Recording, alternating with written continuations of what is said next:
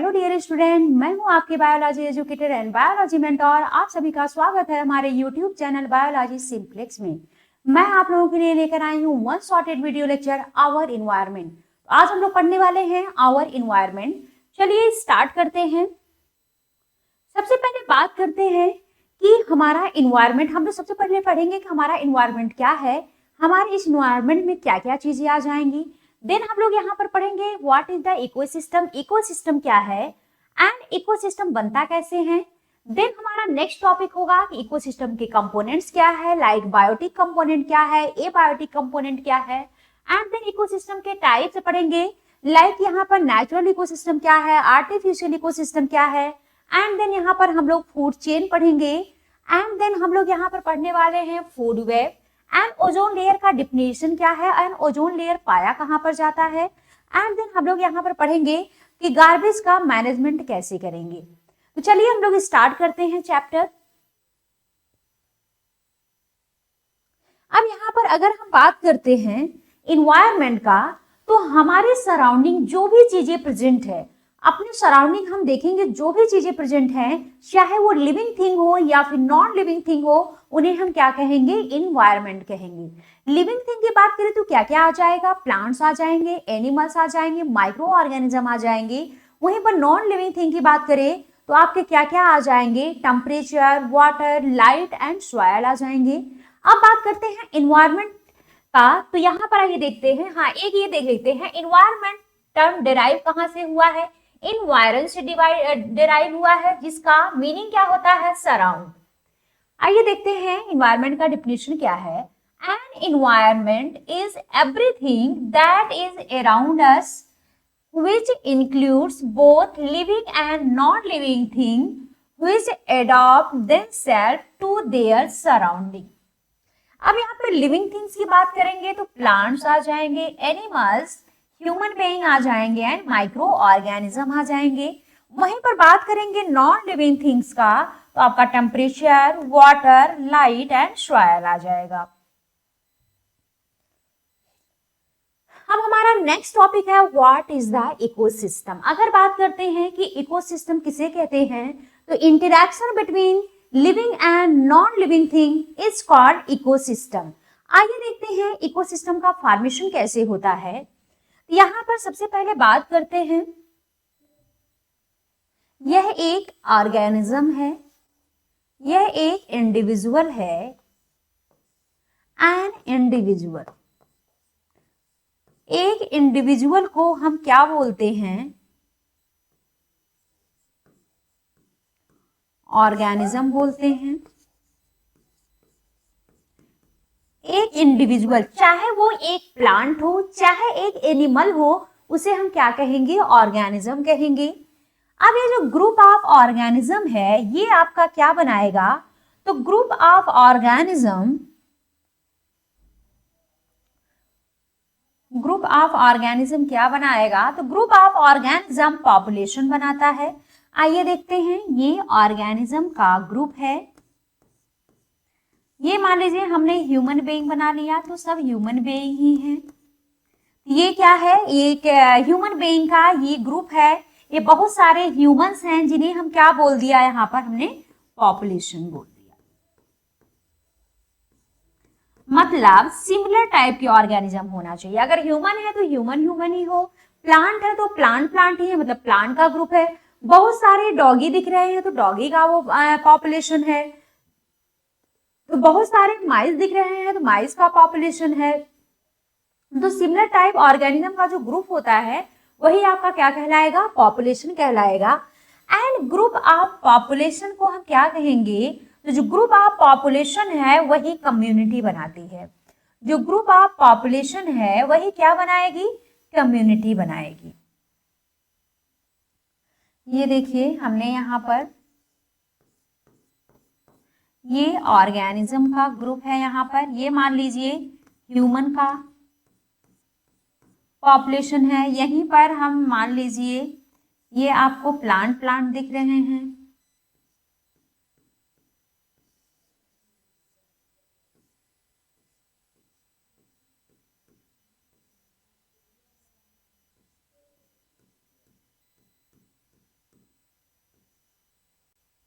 ये देखिए प्लांट के यहाँ पर हमने बैक्टीरिया का भी यहाँ पर क्या ग्रुप बना दिया। तो ये आपका ग्रुप ऑफ पॉपुलेशन में क्या कहलाएगा, कम्युनिटी कहलाएगा। एक अकेला इंडिविजुअल ऑर्गेनिज्म कहलाएगा। सिमिलर टाइप के ऑर्गेनिज्म का जो ग्रुप होगा उन्हें पॉपुलेशन कहेंगे। एंड ग्रुप ऑफ पॉपुलेशन क्या बनाएगा, यहाँ पर कम्युनिटी बनाएगा। ग्रुप ऑफ पॉपुलेशन क्या बनाएगा, तो यहाँ पर कम्युनिटी बनाएगा। अब यहाँ पर बात करते हैं कि अभी तक इस कम्युनिटी में आपका क्या है, लिविंग फैक्टर है या फिर नॉन लिविंग फैक्टर है। अभी तक आप यहाँ पर लिविंग फैक्टर को देख रहे हैं। जब इस लिविंग फैक्टर के साथ नॉन लिविंग फैक्टर जुड़ जाता है तो वो क्या बना लेगा, फाइनली इकोसिस्टम बना लेगा।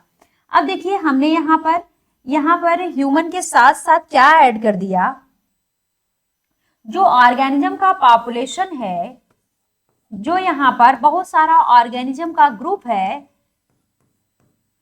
देखिए ऑर्गेनिज्म ने क्या बनाया, पॉपुलेशन बनाया। पॉपुलेशन के ग्रुप ने कम्युनिटी बनाई। इस कम्युनिटी में अभी तक बायोटिक फैक्टर थे। इस बायोटिक फैक्टर के साथ जब हम एबायोटिक फैक्टर को ऐड कर देते हैं तो फिर वो क्या बना लेगा, वह इकोसिस्टम बना लेगा।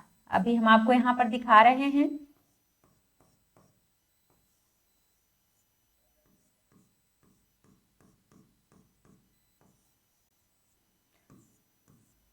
देखिए ये ऑर्गेनिज्म का पॉपुलेशन है, ह्यूमन बीइंग का पॉपुलेशन, प्लांट का पॉपुलेशन, बैक्टीरिया का यहाँ पर पॉपुलेशन है। तो पॉपुलेशन का ये ग्रुप है, ये कम्युनिटी है, ये आपका बायोटिक फैक्टर है। इसमें हमने एबायोटिक फैक्टर में क्या ऐड कर दिया, वाटर को ऐड कर दिया। एबायोटिक फैक्टर में हमने यहाँ पर वाटर ऐड कर दिया और यहाँ पर लाइट ऐड कर दिया। अब ये आपका क्या बन गया, इकोसिस्टम बन गया। यही आपका क्या है, इकोसिस्टम है। इकोसिस्टम का फॉर्मेशन कैसे होता है आपको समझ में आया। एक इंडिविजुअल क्या बना लेगा, पॉपुलेशन बना लेगा। जो ग्रुप ऑफ पॉपुलेशन है कम्युनिटी बनाएगा। अब इस कम्युनिटी में, इस बायोटिक फैक्टर में हमने एबायोटिक फैक्टर को ऐड कर दिया, तब क्या बन गया, आपका इकोसिस्टम बन गया। आइए देखते हैं इसका डेफिनेशन क्या है। Interaction between biotic and abiotic factor is called ecosystem. Ecosystem made up of biotic factor and abiotic factor. Biotic factor में लिविंग ऑर्गेनिज्म आ जाएंगे और एबायोटिक फैक्टर में नॉन लिविंग ऑर्गेनिज्म आ जाएंगे। अब हम बात करते हैं कंपोनेंट ऑफ इकोसिस्टम का। देखिए हमने यहाँ पर डायग्राम ले रखा है। ये बायोटिक फैक्टर है, ये एबायोटिक फैक्टर है। बायोटिक में आपका archaebacteria, bacteria, fungi, plants, protist और एनिमल्स दिखाए गए हैं। एबायोटिक फैक्टर में आपका air, salinity, soil, water, humidity, pH, minerals, temperature और लाइट दिखाया गया है। अगर हम बात करते हैं टाइप्स ऑफ इकोसिस्टम का, तो ecosystem are of two types. First one natural ecosystem and second one artificial ecosystem. अगर बात करते हैं नेचुरल इकोसिस्टम का, तो यहाँ पर एक तो आपका टेरेस्ट्रियल इकोसिस्टम आ जाएगा और एक आपका एक्वाटिक आ जाएगा। और यहाँ पर टेरेस्ट्रियल की अगर बात करें तो टेरेस्ट्रियल में आपका क्या क्या आ जाएगा, ग्रासलैंड आ जाएगा, डेजर्ट आ जाएगा। वहीं पर बात हम करते हैं आपका एक्वाटिक का, तो वहां पर मैराइन एंड फ्रेश वाटर आ जाएगा। आर्टिफिशियल इकोसिस्टम का बात करें तो आपका एग्रीकल्चर आ जाएगा, एक्वेरियम आ जाएगा और जूलॉजिकल पार्क आ जाएंगे, जू आ जाएंगे। तो ये आइए देखते हैं। Ecosystem are of two type. First one natural, second one artificial ecosystem. अगर बात करते हैं टेरेस्ट्रियल इकोसिस्टम का, जो नेचुरल इकोसिस्टम है इसी के दो पार्ट है। एक तो टेरेस्ट्रियल इकोसिस्टम होगा, दूसरा एक्वाटिक होगा। टेरेस्ट्रियल में आपका ग्रासलैंड, फॉरेस्ट और डेजर्ट आ जाएंगे। एक्वाटिक में आपका मैराइन एंड फ्रेश वाटर आ जाएंगे। एंड आर्टिफिशियल की बात करें तो आपका एग्रीकल्चर आ जाएगा, एक्वेरियम आ जाएगा, पोल्ट्री फार्म आ जाएगा और जू आ जाएगा। तो आपको ध्यान रखना है कि कौन कौन सा आपका टेरेस्ट्रियल है और कौन सा आपका एक्वाटिक है, कौन आपका आर्टिफिशियल है। तो टेरेस्ट्रियल में आपका ग्रासलैंड, फॉरेस्ट, डेजर्ट आ जाएंगे। एक्वाटिक में मैराइन एंड फ्रेश वाटर आ जाएंगे। आर्टिफिशियल में एग्रीकल्चर, एक्वेरियम और पोल्ट्री फार्म और जू आ जाएंगे। आर्टिफिशियल का मतलब होता है मैन मेड, जो ह्यूमन के द्वारा बनाया गया है। नेचुरली मैन मेड नहीं होता है, लेकिन जो आर्टिफिशियल मैन मेड, जो एग्रीकल्चर है, जो खेती का फील्ड है, वो ह्यूमन बनाते हैं। एक्वेरियम जैसे कि जो आप लोग देखते हैं इस तरह से ग्लास, जो ट्रांसपेरेंट है, ग्लास का बॉक्स बना होता है, उसमें वाटर फिल होते हैं, उसमें कुछ फिशेज रहती हैं कलरफुल, वो आपका एक्वेरियम होता है, वो भी ह्यूमन के द्वारा बनाया गया है। पोल्ट्री फार्म बोले तो मुर्गी पालन भी आपका आर्टिफिशियल इकोसिस्टम में आ जाएगा। एंड जू की बात करें, आप सब जानते हैं जो जूलॉजिकल पार्क है उसकी बात कर रहा है ये, या फिर जो आप जू वगैरह में जाते हैं वहां पर एनिमल्स को देखने के लिए, ये सब आपका आर्टिफिशियल इकोसिस्टम में आ जाएगा। हमारा नेक्स्ट टॉपिक है, बात आता है कि ये प्रोड्यूसर्स क्या होते हैं। नेक्स्ट टॉपिक है what is the producers. Producers की अगर हम बात करें तो प्रोड्यूसर्स क्या हैं, ऐसे ऑर्गेनिज्म जो अपना फूड खुद बनाए। They can make their own food, जो अपना फूड खुद बनाए उन्हें हम क्या बोलेंगे, प्रोड्यूसर्स बोलेंगे। आइए देखते हैं, producers are those living organism which can produce their own food by the process of photosynthesis like green plants और blue green algae। तो ये आपके प्रोड्यूसर्स के एग्जाम्पल हो गए, जो ग्रीन प्लांट्स है और जो ब्लू ग्रीन एल्गी है। अब हम नेक्स्ट पढ़ने वाले हैं व्हाट इज द कंज्यूमर्स। बात कंज्यूमर्स की करें तो जो कंज्यूमर्स होते हैं वो अपना फूड खुद नहीं बनाते हैं, अपने फूड के लिए अदर ऑर्गेनिज्म पर डिपेंड करते हैं। यहाँ पर आइए हम लोग बात करते हैं टाइप्स ऑफ कंज्यूमर्स का। Consumers are of 3 types. First one is herbivores, second one is carnivores and third one is the omnivorous.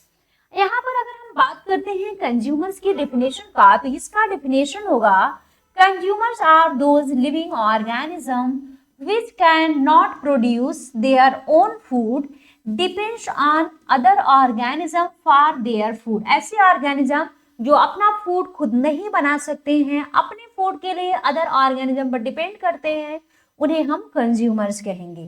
Consumers आपके 3 टाइप के होंगे। First herbivores, second carnivores, third omnivores. Herbivores वो होते हैं जो प्लांट्स वगैरह खाते हैं। इसके एग्जाम्पल की बात करें तो आपका आ जाएगा काऊ आ जाएगा, गोट आ जाएगा, और यहाँ पर आपका रैबिट आ जाएगा। वहीं पर कार्निवोरस की बात करें तो कार्निवोरस वो होते हैं जो हर्बीवोर्स पर डिपेंड करते हैं। लाइक कार्निवोर्स जो है जैसे गोट से अपना न्यूट्रिशन लेंगे, रैबिट से लेंगे, इन पर अपने न्यूट्रिशन के लिए डिपेंड करेंगे। तो कार्निवोरस में आपका कौन कौन आ जाएगा, कार्निवोरस में आपका लायन आ जाएगा, टाइगर आ जाएगा। अब वहीं पर बात करते हैं ओमनिवोरस का। ओमनिवोरस वो होते हैं जो कार्निवोरस पर भी डिपेंड करते हैं अपने फूड के लिए और हर्बीवोरस पर भी डिपेंड करते हैं। तो ओमनिवोरस का एग्जांपल आपका होगा ह्यूमन और क्रो होगा। आपको क्लियर हुआ कि हर्बीवोरस अपना फूड प्लांट से प्राप्त करते हैं एंड कार्निवोरस अपने फूड के लिए हर्बीवोरस पर डिपेंड करते हैं। ओमनिवोरस कार्निवोरस और हर्बीवोरस दोनों पर डिपेंड करते हैं। हर्बीवोरस का एग्जांपल काऊ, गोट और रैबिट होगा। कार्निवोरस का एग्जांपल लायन, टाइगर होगा। ओमनिवोरस का एग्जांपल आपका ह्यूमन एंड क्रो होगा। नेक्स्ट हम बात करते हैं डीकंपोजर्स का। What is the decomposers. Decomposers वो माइक्रो ऑर्गेनिज्म होते हैं जो किस पर फीड करते हैं, जो डेड प्लांट और एनिमल्स हैं उन पर फीड करते हैं, उनको डीकंपोज करते हैं और उन्हीं से अपना न्यूट्रिशन लेते हैं। यहाँ पर देखिए, यहाँ पर एक डियर है, वो एक्सपायर हो गया है, ये प्लांट है। अब वो इन पर फीड करेंगे और इनको डीकंपोज करेंगे और अपना न्यूट्रिशन लेंगे। आइए देखते हैं, micro organism that decompose or convert dead remains of plants and animals to humus. Means कि ये प्लांट्स और एनिमल्स को किस में कन्वर्ट करते हैं, ह्यूमस में कन्वर्ट करते हैं। जो ह्यूमस है वो रॉ मटेरियल होता है किसका, डीकंपोजिशन का, जिसे हम क्या बोलते हैं, डीकंपोजर्स बोल देते हैं। डीकंपोजर्स माइक्रो ऑर्गेनिज्म होते हैं जो मरे हुए प्लांट और एनिमल्स को क्या करते हैं, डीकंपोज करके किस में कन्वर्ट कर देते हैं, ह्यूमस में कन्वर्ट कर देते हैं। एग्जाम्पल है आपका बैक्टीरिया और फंगी। हमारा नेक्स्ट टॉपिक है, यहाँ पर हम लोग देखने वाले हैं, ये देखिए ये प्रोड्यूसर्स हैं। यहाँ पर हमें ये चीजें समझना है, तो प्रोड्यूसर होंगे primary consumer, secondary consumer and tertiary consumer. आइए देखते हैं, ये आपको यहाँ पर प्रोड्यूसर दिखाया गया है। ये जो आपको यहाँ पर प्रोड्यूसर दिखाया गया है, ये अपना फूड कैसे बना रहा है, अपना न्यूट्रिशन कैसे बना रहा है, ये अपना न्यूट्रिशन कैसे ले रहा है, ये कार्बन डाइऑक्साइड एंड वाटर के हेल्प से सनलाइट के प्रेजेंस में और क्लोरोफिल के प्रेजेंस में ये क्या बनाता है, अपना फूड बनाता है by the process of photosynthesis. तो प्लांट ने अपना फूड बनाया, जो फोटोसिंथेसिस की प्रोसेस इसमें होगी वो क्या होगी, आइए यहाँ पर नोट कर लेते हैं एक बार।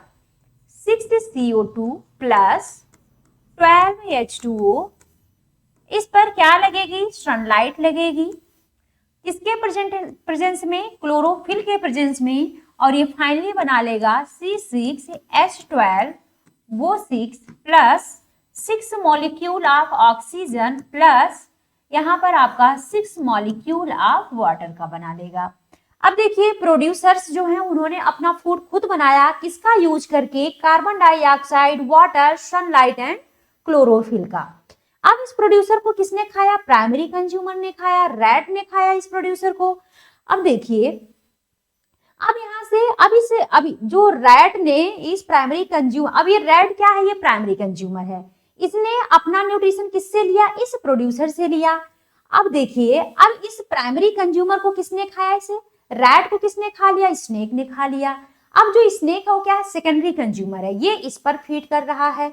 अब देखिए इस स्नेक को किसने खा लिया, इस बर्ड ने खा लिया, ये आपका ईगल है, ईगल ने खा लिया, टर्सरी कंज्यूमर ने खा लिया।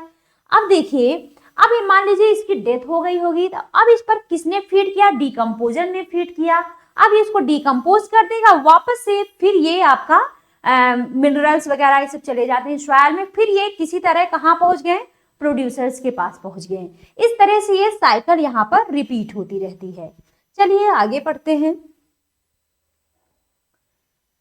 यहाँ पर देखिए ये कुछ पॉइंट है जो कि हम लोग पहले भी देख चुके हैं, चलिए एक बार फिर देख लेते हैं। Environment is the sum total of all external factors, substances, living beings and conditions that surround a particular organism. वो सारी चीजें, चाहे एक्सटर्नल फैक्टर हो, चाहे कोई सब्सटेंसेस हो, चाहे लिविंग बीइंग्स हो, या कोई ऐसी कंडीशन हो जो एक पर्टिकुलर ऑर्गेनिज्म को सराउंड करता है, घेरता है, वही क्या है, इन्वायरमेंट है। बात करते हैं इकोसिस्टम का, तो इकोसिस्टम एक जियोग्राफिकल एरिया होता है जिसमें क्या क्या होते हैं, biotic community and physical factors होते हैं, और वो इंटरैक्ट करते हैं और एक्सचेंज करते हैं मटेरियल को। ठीक, यहाँ पर हमने सिंपल डिफिनेशन भी आपको लिख रखा है, ये एनसीईआरटी से डिफिनेशन निकाला गया है। सिंपल डिफिनेशन बहुत ही आसान है, interaction between living and non living factor is called ecosystem. हमारा नेक्स्ट टॉपिक है फूड चेन। फूड चेन क्या है, जैसे प्रोड्यूसर को कोई एक एनिमल खा रहा, उसको कोई दूसरा एनिमल खा रहा, उसको कोई दूसरा खा रहा है, यह क्या है, एक फूड चेन है जहां से एनर्जी का ट्रांसफर होता है। ये भी अभी आगे हम समझेंगे। चलिए पहले समझते हैं फूड चेन है क्या। देखिए जो फूड चेन होता है वह एक लीनियर फ्लो होता है, किसका, एनर्जी का। जो फूड चेन है वह एक लीनियर फ्लो है एनर्जी का। And nutrients from one organism to another organism. Food chain क्या है, एक लीनियर फ्लो है एनर्जी का और न्यूट्रिएंट का एक ऑर्गेनिज्म से दूसरे ऑर्गेनिज्म में। जैसे इस प्लांट को इस डियर ने खाया तो एनर्जी इसके पास ट्रांसफर हुई, इस डियर को इसने खाया, आपको टाइगर ने खाया तो एनर्जी इसके पास पहुंची। तो ये आपका क्या है, एक तरह से एनर्जी और न्यूट्रिएंट का यहाँ पर ट्रांसफर हो रहा है। ये क्या है, एक फूड की चेन बन गई। प्लांट को डियर ने खाया, डियर को टाइगर ने खाया, तो यह एक चेन बन गई। यहाँ पर देखिए ये यहाँ पर प्लांट दिखाया गया है जिसे किसने खाया, यहाँ पर ग्रास हॉपर ने खाया, ग्रास हॉपर को यहाँ पर फ्रॉग ने खाया, फ्रॉग को स्नेक ने खाया, स्नेक को ईगल ने खाया।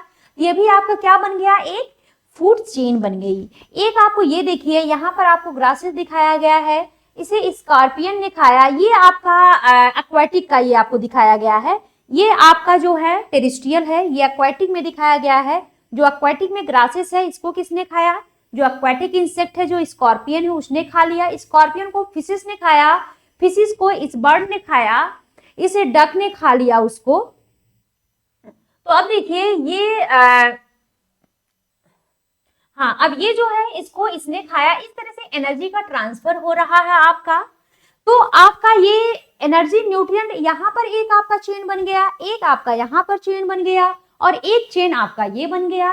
यही क्या, फूड चेन। यहाँ पर देखिए ये लीनियर ट्रांसफर हो रहा है एनर्जी का, ये आपका क्या है, फूड चेन है। नेक्स्ट बात करते हैं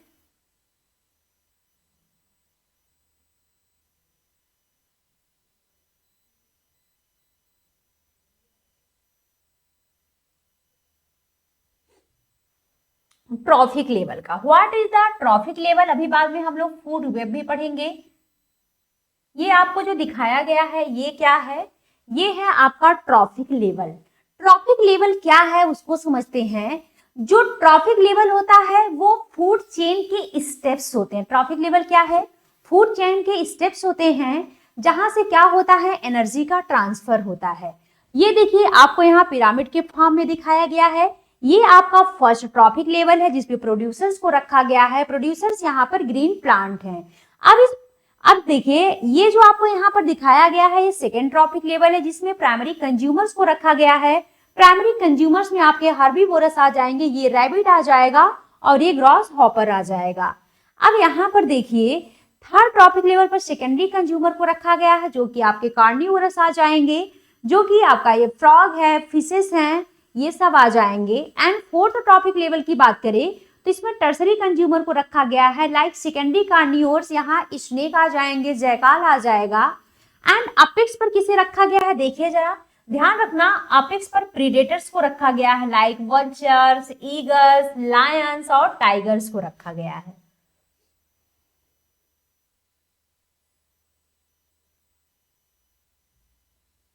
अब यहाँ पर हम लोग बात करते हैं जो ग्रीन प्लांट्स हैं वो सनलाइट का कितना परसेंट जो है एनर्जी यूज करते हैं। जो ग्रीन प्लांट है वो सनलाइट का कितना परसेंट एनर्जी यूज करते हैं, तो 1% यूज करते हैं।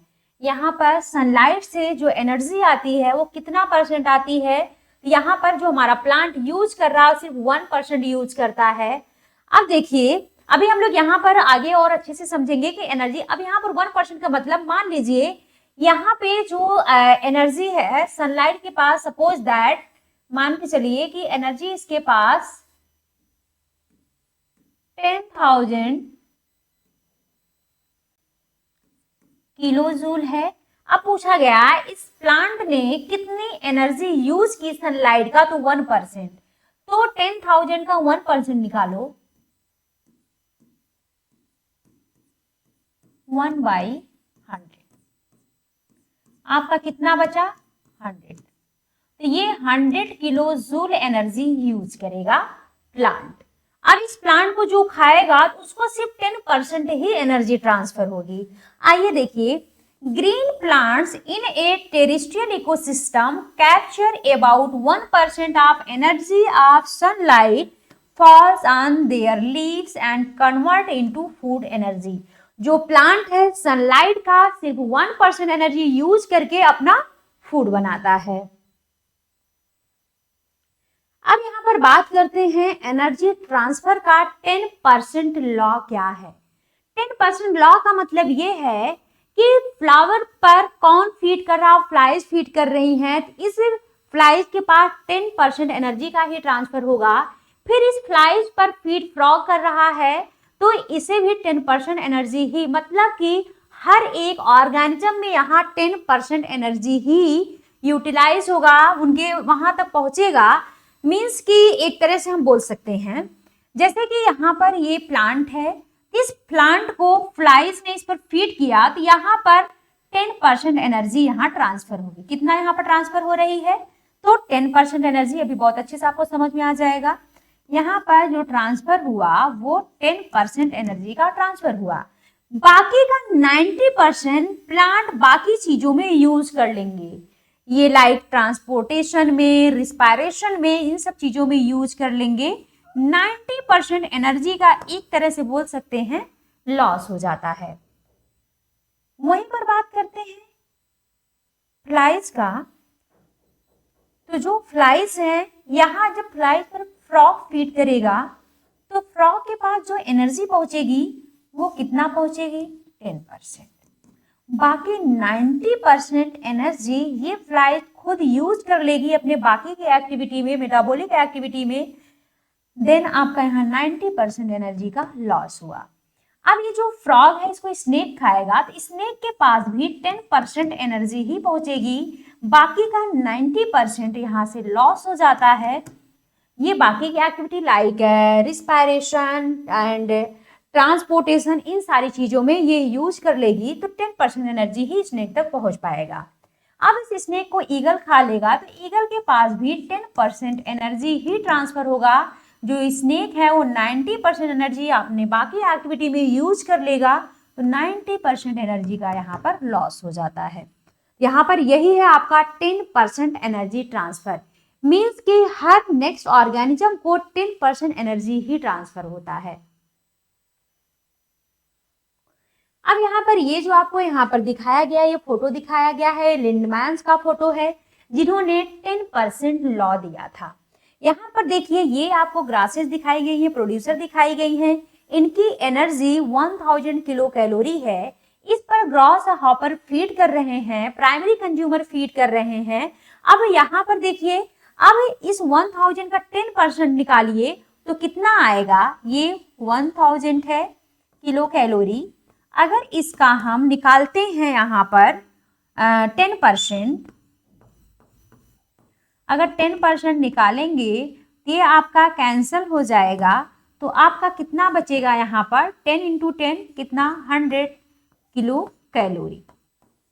अब यही जो है 100 किलो कैलोरी देखिए प्राइमरी कंज्यूमर को पहुंचा,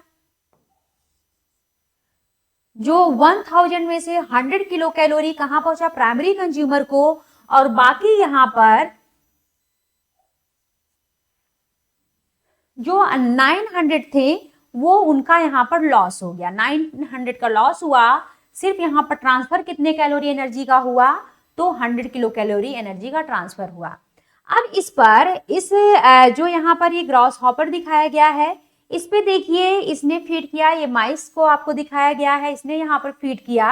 अब इस पर जो एनर्जी, फिर आप इसका इस 100 किलो कैलोरी का निकालिए 10%। जब इसका 10% आप निकालेंगे तो आपका कितना आएगा 10, ऐसे ही आपको सब में निकालते जाना है। अब यहाँ पर अब हम निकालेंगे, फिर 10 किलो कैलोरी यहाँ ट्रांसफर होगा। फिर ऐसे ही हम यहाँ पर जब जाएंगे, जब इसको ईगल ने खाया तो फिर यहाँ पर जब निकालेंगे इसका 10% तो 1 किलो कैलोरी आएगा। तो ये आपका इस तरह से एनर्जी का ट्रांसफर होगा 10%। वो लॉ किसने दिया था, लिंडमैन ने दिया था। देखिए सनलाइट से एनर्जी प्रोड्यूसर को जाता है, प्रोड्यूसर से herbivore, then carnivore and then top carnivores तक जाता है। हम यहाँ पर एनसीईआरटी का कुछ पॉइंट है उसको देख लेते हैं। फ्लो ऑफ एनर्जी कैसी होती है, यूनिडायरेक्शनल होती है। अभी हमने आपको दिखाया प्रोड्यूसर से कहां पहुंचेगा, primary consumer, then secondary consumer, then tertiary consumer पहुंचेगा।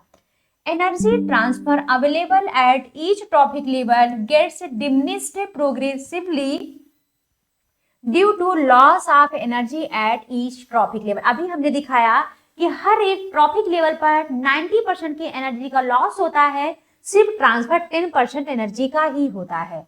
Generally more number of individual are present at lower trophic level पर, ज्यादातर लोअर ट्रॉपिक लेवल पर सबसे ज्यादा इंडिविजुअल पाए जाते हैं। सबसे ज्यादा नंबर ऑफ इंडिविजुअल कहां पर होंगे, लोअर ट्रॉपिक लेवल पर होगा, जो कि ग्रेटेस्ट नंबर किसका होगा, प्रोड्यूसर्स का होगा। Food chains generally consist of only 4 और 5 स्टेप। फूड चेन में से 4 या 5 स्टेप ही प्रेजेंट होते हैं, ये आपको ध्यान रखना है। जनरली दिया है, ये भी केस ध्यान रखना, जनरली होता है 4 और 5 स्टेप्स। नेक्स्ट अब बात करते हैं फूड वेब्स। अभी हमने इससे पहले फूड चेन पढ़ा था, जहां पर एनर्जी एंड न्यूट्रिएंट का ट्रांसफर कैसा हो रहा था, लिनियरली हो रहा था। यहाँ पर ये देखिए फूड वेब है। फूड वेब क्या है, फूड चेन का एक जाल बना हुआ है। यहाँ पर फूड चेन इंटरकनेक्ट होकर के क्या बना रही है, फूड वेब बना रही हैं। यहाँ पर आप बहुत अच्छे से देख सकते हैं। चलिए पहले इसके डिफिनेशन को देख लेते हैं। Food web is a network of food chain which are interconnected at various trophic level. Food web कभी भी लीनियर नहीं होती हैं, जबकि जो फूड चेन है वो कैसी थी, लीनियर थी। यहाँ पर देखिए ये जो कॉर्न है इसे ग्रास हॉपर खा रहा है। यहाँ पर जो फ्लावरिंग प्लांट है इसे इसे बटरफ्लाई इस पर फीड कर रही है। लेवेंडर पर भी बटरफ्लाई फीड कर रही है। मैंगोज है इसमें फ्रूट फ्लाई जो है फीड कर रही है। अब देखिए इस ग्रास हॉपर पर कौन कौन फीड कर रहा है, फ्रॉग फीड कर रहा है और रैट फीड कर रहा है। और इस बटरफ्लाई की अगर बात करें तो इस पर ड्रैगन फ्लाई फीड कर रही है और फ्रॉग फीड कर रहा है। इस फ्रूट फ्लाई पर कौन कौन फीड कर रहा है, जो यहाँ पर थ्रूस बर्ड है वो कर रही है, ड्रैगन फ्लाई कर रही है, फ्रॉग कर रहा है। एंड इस थ्रूस बर्ड की अगर बात करें तो इस पर कौन कौन फीड कर रहा है, ईगल फीड कर रहा है, उल्फ फीड कर रहा है, ड्रैगन फ्लाई फीड कर रही है। एंड इसके अलावा यहाँ पर हम बात करते हैं ये जो आपका यहाँ पर जो फ्रॉग है इसकी अगर हम लोग बात करें तो इस पर कौन फीड कर रहा है, जो फ्रॉग है ये किसको खा रहा है, ग्रास होपर को खा रहा है। एंड इस फ्रॉग को देखिए यहाँ पाइथन खा रहा है। उल्फ की अगर बात करिए तो इसे उल्फ को कौन, देखिए ये सबको खाता है। ये जो ईगल है ये टॉप लेवल पर रखा गया है तो ये सबको खा रहा है। और उल्फ किसको खा रहा है, रैट को भी खा सकता है। और किसको खा रहा है उल्फ, तो यहाँ पर आपका देखिए थ्रूस का भी दिखाया हुआ है। तो ये भी आपका एक तरह से जो उल्फ है वो भी टॉप में ही रखा गया है। तो ये आपका यहाँ पर जो पूरा दिखाया गया है ये क्या है, फूड वेब है। अब हम बात करते हैं बायोमैग्निफिकेशन का। What is the biomagnification? Biomagnification क्या है? Increase the concentration of toxin. जो टॉक्सिन का कॉन्सेंट्रेशन है या फिर नॉन बायोडिग्रेडेबल सब्सटेंसेस का बॉडी टिश्यूज ऑफ ऑर्गेनिज्म में क्या होता है, वो मूव करता रहता है वन ट्रॉपिक लेवल से नेक्स्ट ट्रॉपिक लेवल का। बायोमैग्निफिकेशन क्या है? ये कुछ टॉक्सिक सब्सटेंस होती हैं या फिर नॉन बायोडिग्रेडेबल होती हैं जो एक ऑर्गेनिज्म के बॉडी में डाइजेस्ट नहीं होती है, इनका डिकम्पोजिशन नहीं, एक तरह से बोल सकते हैं इनका ब्रेकडाउन नहीं होता है। एंड देन वो एक ऑर्गेनिज्म से दूसरे ऑर्गेनिज्म में ट्रांसफर होते रहते हैं वो टॉक्सिन्स, जिन्हें क्या बोलते हैं, बायोमैग्निफिकेशन बोलते हैं। वही लिखा हुआ है, biomagnification is the increase in the concentration of toxin are non-biodegradable substances in the body tissue of the organism as it moves from one trophic level to the next trophic level। आइए आगे समझते हैं। यहाँ पर देखिए concentration of chemicals are pollutant। यहाँ पर देखिए कुछ आपके छोटे छोटे यहाँ पर ऑर्गेनिज्म दिख रहे हैं। ये जो कुछ केमिकल्स था, जो टॉक्सिक सब्सटेंसेस थी जिनका डाइजेशन नहीं हो सकता है, वो इनके बॉडी में गया होगा। अब इसको किसने खाया होगा, इस फिशेस ने खाया होगा। अब वो टॉक्सिन इस फिशेस के बॉडी में चला गया होगा। जैसे जैसे हम एक ऑर्गेनिज्म से दूसरे ऑर्गेनिज्म की तरफ बढ़ते जाएंगे उसका जो कॉन्सेंट्रेशन है वो बढ़ता जाएगा। अब इस फिशेस में इन ऑर्गेनिज्म के कंपैरिजन में और ज्यादा कॉन्सेंट्रेशन टॉक्सिन का होगा। फिर इस फिशेस को, इस स्मॉल फिशेस को ये लार्ज फिशेस खाएगी तो इसके अंदर उस टॉक्सिन का कॉन्सेंट्रेशन और ज्यादा हो जाएगा। एंड देन इस लार्ज फिशेस को ये ह्यूमन बीइंग खाएगा, इसके अंदर वो टॉक्सिन और भी ज्यादा बढ़ जाएगी। यही आपका क्या कहलाएगा, बायोमैग्निफिकेशन कहलाएगा। टॉक्सिन या फिर नॉन बायोडिग्रेडेबल सब्सटेंसेस का वन ट्रॉपिक लेवल से अदर ट्रॉपिक लेवल में ट्रांसफर। अब यहाँ पर हम देख लेते हैं जो बायोमैग्निफिकेशन कॉज करते हैं वो कौन से केमिकल हैं जो बायोमैग्निफिकेशन कॉज करते हैं, like insecticides, pesticide, heavy metals and other chemicals like PCBs जिसे बोलते हैं पॉलीक्लोरिनेटेड बाइफिनाइल्स। यहाँ पर देखिए हमने एक केमिकल भी यहाँ ले रखा है, डीडीटी है, जो कि इंसेक्ट के लिए होता है। ये एक तरह का स्प्रे होता है। यहाँ पर देखिए मरकरी का कॉन्सेंट्रेशन कैसे बढ़ रहा है। जो हैवी मेटल होता है मरकरी ना, इसका भी देखिए वाटर में था मरकरी, अब यहाँ पर देखिए प्लांट में आया। इस प्लांट पर एक्वाटिक इंसेक्ट ने इस पर फीड किया। अब ये जो मरकरी था इनके अंदर चला गया, कॉन्सेंट्रेशन भी बढ़ता रहता है। इनसे ज्यादा कॉन्सेंट्रेशन मरकरी का एक्वाटिक इंसेक्ट में आ गया। एक्वाटिक इंसेक्ट को इंसेक्ट ईटिंग फिश ने खाया। अब इसका मरकरी का कॉन्सेंट्रेशन इनके अंदर चला गया और ज्यादा अमाउंट में जाएगा। एंड इंसेक्ट को जो है फिश ईटिंग फिश ने खाया। अब जो इंसेक्ट ईटिंग फिश को फिश ईटिंग फिश ने खाया तो ये जो मरकरी का कॉन्सेंट्रेशन इसके ज्यादा और बढ़ के जाएगा। अब इस फिश ईटिंग फिश को ह्यूमन ने खाया, इसके अंदर मर्करी का कंसंट्रेशन और ज्यादा जाएगा जो कि काफी हार्मफुल है। तो यही क्या है, आपका बायोमैग्निफिकेशन है। देखिए मर्करी का कंसंट्रेशन इस तरह से बढ़ता जाता है। हमारा नेक्स्ट टॉपिक है ozone layer. What is the ozone layer? जो ओजोन लेयर है, एक तरह से ये जो ओजोन लेयर है इसे हम डिनोट करते हैं इस तरह से, ये O3 है, ये ओजोन गैस होती है जो ओजोन लेयर बनाती है। ये हमारे स्ट्रेटोस्फीयर में पाई जाती है। इस तरह से जो ओजोन, ये हमारी अर्थ यहाँ पर दिखाई गई है, ये हमारी अर्थ है। इसके जस्ट ऊपर ही आपको ट्रोपोस्फीयर दिखाया गया है, देन स्ट्रेटोस्फीयर दिखाया गया है, then mesosphere, then thermosphere, then exosphere दिखाया गया है। जो ट्रोपोस्फीयर होता है वहीं पर पाई जाती है ओजोन की लेयर, जो क्या करती है, हमारे अर्थ को प्रोटेक्ट करती है यूवी रेज से। जो यूवी रेज होती है वो काफी हार्मफुल होती है। जो यहाँ पर आपको ओजोन लेयर है ये हमारे अर्थ को प्रोटेक्ट करती है, ये यूवी रेज को एब्जॉर्ब कर लेती है। कुछ एब्जॉर्ब कर लेती है, कुछ को रिफ्लेक्ट हो जाते हैं, कुछ ही यूवी रेज हमारे अर्थ तक पहुंच पाती हैं। ओजोन लेयर इस तरह से हमारे अर्थ को प्रोटेक्ट करती है। अब देखिए यहाँ पर सबसे पहले जो ओजोन की लेयर है वो बनती कैसे वो देखते हैं। यहाँ पर ये देखिए ऑक्सीजन का मॉलिक्यूल है, इसको हम इस तरह से लिख सकते हैं O2, ये अलग अलग लिखा हुआ है। इस पर आकर सनलाइट लगता है, अब ये दो फ्री ऑक्सीजन एटम में ब्रेक हो जाते हैं। अब ये जो ईच ऑक्सीजन एटम आकर के ये वन मॉलिक्यूल ऑफ ऑक्सीजन से रिएक्ट करेगा, ये ऑक्सीजन अब ये क्या बना लेगा, ओजोन बना लेगा, ये देखिए। और दूसरा वाला भी एटम ऐसे ही होगा, यहाँ पर ये एटम आकर के मॉलिक्यूल ऑक्सीजन से जुड़ेगा और क्या बना लेगा, ओजोन बना लेगा। फाइनली जो ओवरऑल रिएक्शन आ जाएगा, 3 मॉलिक्यूल ऑफ ऑक्सीजन, एक मॉलिक्यूल ये, एक मॉलिक्यूल ए और एक मॉलिक्यूल ये जो एटम के फॉर्म में अलग अलग हमने कर रखा है, ये मिलकर के क्या बना रहे हैं यहाँ पर, 2 मॉलिक्यूल ओजोन का। Overall 3 molecule of oxygen sunlight के प्रेजेंस में 2 मॉलिक्यूल ऑफ ओजोन का बनाते हैं।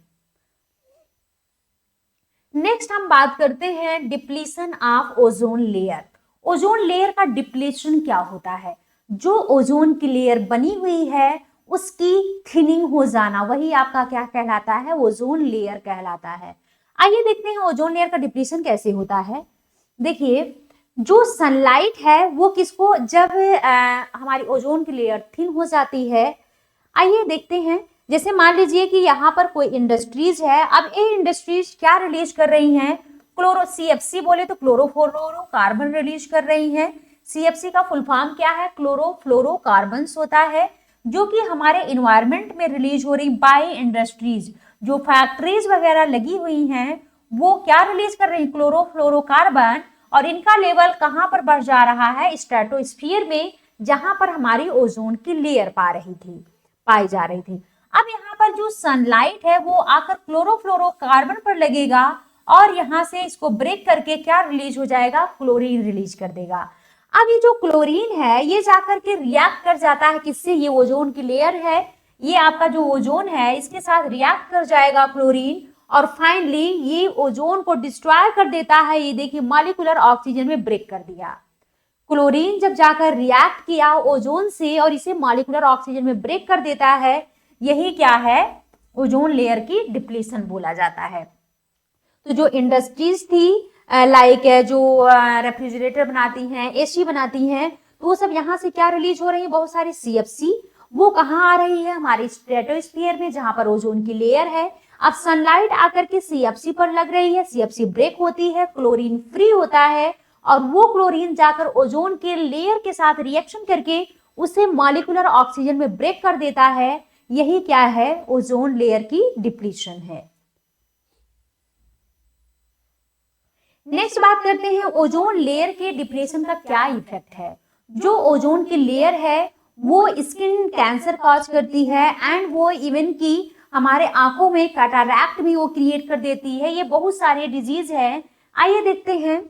UV radiation cause skin cancer cause कर देती है, सनबर्न कॉज करती है और बहुत जल्दी एजिंग ये कॉज कर देती है। जो एजिंग है, जो बुढ़ापा है वो बहुत जल्दी आता है। अगर ज्यादा से ज्यादा यूवी रेज आ रही हैं, एंड यूवी रेज और क्या करती हैं, ये हमारे आईज को डैमेज कर देती हैं और ये क्या कैटरैक्ट कॉज करती हैं हमारे आई में। आपको ध्यान रखना है कि ओजोन लेयर के डिप्लेशन से क्या होता है, स्किन कैंसर होता है, सनबर्न, क्विक एजिंग आ जाती है और ये हमारे आई को भी डैमेज कर देते हैं, इवन ये कैटरैक्ट भी कॉज करते हैं। आपको ध्यान रखना है कि ओजोन लेयर का काम क्या है, पाई कहाँ पर जाती है, ओजोन लेयर का डिप्लीशन कैसे होता है, ओजोन लेयर के डिप्लीशन के लिए रिस्पॉन्सिबल कौन कौन से सब्सटेंसेस हैं, इवन इसके अलावा जो ओजोन लेयर है उसके डिप्लीशन के क्या इफेक्ट पड़ते हैं, ये सारी चीजें आपको ध्यान रखना है हमारा। अगर हम नेक्स्ट बात करते हैं 1987 में, यहाँ पर एक प्रोग्राम चलाया गया, यूनाइटेड नेशंस इन्वायरमेंट प्रोग्राम के नाम से जिन्हें जाना जाता है, यूएनईपी। इनके क्या हुआ, इसमें ये बोला गया कि जो सीएफसी का इतना बढ़ा हुआ लेवल है तो इस सीएफसी को कम किया जाए। इस सीएफसी को पहले 1986 जितने लेवल पर लाया जाए, 1986 में जितना लेवल था सीएफसी का उतना ही लेवल 1987 में मेंटेन किया जाए, ये चीजें चलाई गई और ये सभी के लिए मैंडेटरी कर दी गई। जितनी भी मैन्युफैक्चरिंग कंपनियां हैं कि वो सीएफसी फ्री रेफ्रिजरेटर बनाए, थ्रू आउट द वर्ल्ड में ये लागू कर दिया गया। तो ध्यान रखिएगा, ओजोन लेयर के डिप्लेशन को रोकने के लिए जो प्रोग्राम चला था वो यूएनईपी के नाम से प्रोग्राम था, जिसका नाम है यूनाइटेड नेशंस इन्वायरमेंट प्रोग्राम। 1987 में ये प्रोग्राम चलाया गया और बोला गया कि जितना लेवल सीएफसी का 1986 में था उतना ही लेवल यहाँ पर मेंटेन किया जाए। अब यहाँ पर देखिए हम बात करते हैं गार्बेज का, जो हम प्रोड्यूस करते हैं, जो कूड़ा कबाड़ा है, ये देखिए आपको दिखाया गया है, इतने सारे गार्बेज यहाँ पर आपको दिखाए गए हैं, इतने सारे कूड़े का ढेर आपको दिखाया गया है, जो आप डेली देखते हैं, आपके घरों से भी ये सारे कूड़े कबाड़े आपके निकलते हैं। इनको मैनेज कैसे किया जाए, तो इनकी अगर हम बात करते हैं मैनेज करने का, तो इसका सबसे मेन रीजन क्या है गार्बेज निकलने का, जो हमारी बढ़ती हुई पॉपुलेशन है। पॉपुलेशन जितना ज्यादा बढ़ेगी उतना ज्यादा यहाँ पर क्या होगा कि आपका पोल्यूशन भी बढ़ेगा, क्योंकि वो जो भी सब्सटेंसेस है या फिर जो भी चीजें हैं उनका यूज ज्यादा से ज्यादा लोग करेंगे तो गार्बेज ज्यादा से ज्यादा निकलेगा। जैसे मान लीजिए कि आपके पापा हैं, मार्केट जा रहे हैं और उसमें पता चला किसी को पिज्जा पसंद है, किसी को बर्गर पसंद है, तो वो अलग अलग कैरी बैग में लेकर के आ रहे हैं, वहां से पैकिंग किसी और चीज की हुई, वहां पर पैकिंग किसी और चीज की हुई, तो उनसे क्या है, ये भी क्या एक तरह से कॉज बन जाता है गार्बेज का। एंड देन आपका नेक्स्ट बात करते हैं मैनेज कैसे करेंगे इन गार्बेज का जो हम प्रोड्यूस करते हैं। पहली बात, number of waste increase due to the high population. Number of waste जो बढ़ रहा है हाई पॉपुलेशन की वजह से बढ़ रहा है, पॉपुलेशन ज्यादा है तो वेस्ट ज्यादा है, तो more people more waste, less people less waste. तो पीपल जितना कम होंगे, पॉपुलेशन जितना कम रहेगा, पॉपुलेशन को कम करके भी गार्बेज को मैनेज किया जा सकता है। दूसरा है waste management are not carried out properly then it may lead to pollution. अगर हम वेस्ट का मैनेजमेंट प्रॉपरली ना करें तो क्या होगा, ये पोल्यूशन कॉज कर देंगे। तो इसको हम कैसे मैनेज करेंगे, हम जो भी गार्बेज है उसको रिड्यूस करके मैनेज कर सकते हैं।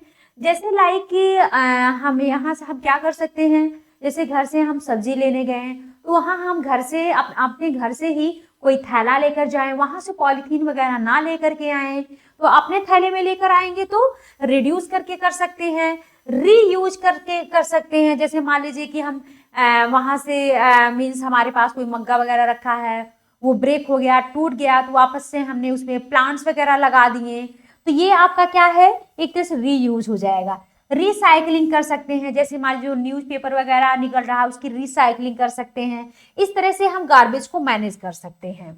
तो यहाँ पर देखिए new product and hence it lead to less production of waste. New product का यूज हम कम करें, पुराने चीजों का हम लोग रीयूज कर ले, इस तरह से हम वेस्ट को मैनेज कर सकते हैं। Betterment of the health of the people, wastage should be manage. अगर हम ह्यूमन बीइंग का, पीपल का अगर हम हेल्थ बढ़िया रखना चाहते हैं तो हमें गार्बेज को मैनेज करना होगा and safely A hygienic manner, और कैसे एक हाइजीनिक मैनर में हमें वेस्ट को क्या करना होगा, मैनेज करना होगा। यहाँ पर आइए देखते हैं कि जो वेस्ट होते हैं, जो गार्बेज होते हैं, वो कितने टाइप के होते हैं। एक तो होता है बायोडिग्रेडेबल वेस्ट और एक होता है non biodegradable waste.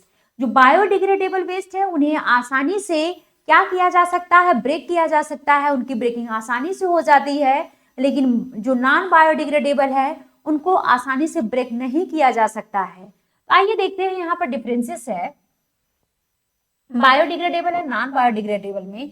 Biodegradable, these can be broken down of simple non-poisonous substances by the action of microorganism। आसानी से बायोडिग्रेडेबल वेस्टेज को ब्रेक किया जा सकता है माइक्रो ऑर्गेनिज्म के हेल्प से, लेकिन नॉन बायोडिग्रेडेबल को आसानी से ब्रेक नहीं किया जा सकता। These cannot be broken down into simple non-poisonous substances by the action of microorganism in nature। Next है कि biodegradable they can recycle naturally as well as man या फिर नेचुरली से रिसाइकल्ड किया जा सकता है, और इनके जो प्रोडक्ट हैं वो पल्यूट नहीं करते हैं इन्वायरमेंट का।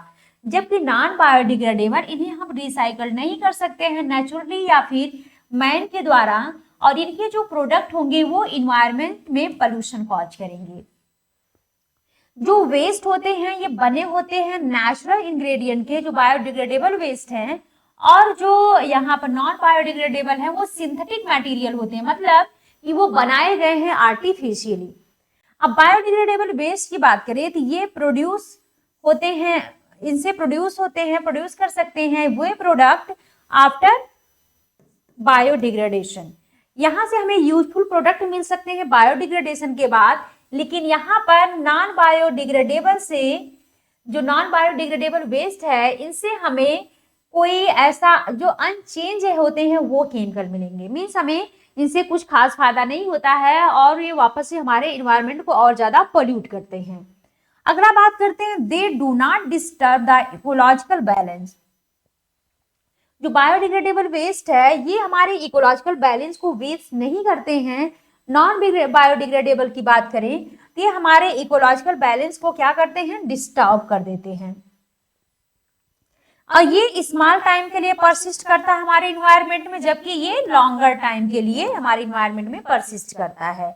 यहाँ पे example paper, cow dung, wood crumbles, ये सब आ जाएंगे। नॉन बायोडिग्रेडेबल में प्लास्टिक बैग आ जाएगा, सिंथेटिक फाइबर आ जाएगा और केन्स आ जाएंगे।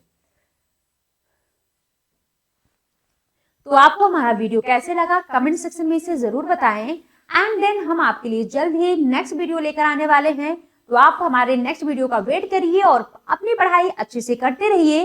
ऑल द बेस्ट आपके एग्जाम के लिए। आप लोग अच्छे से पढ़ाई करेंगे तो श्योर आपके मार्क्स काफी अच्छे आएंगे। Thank you.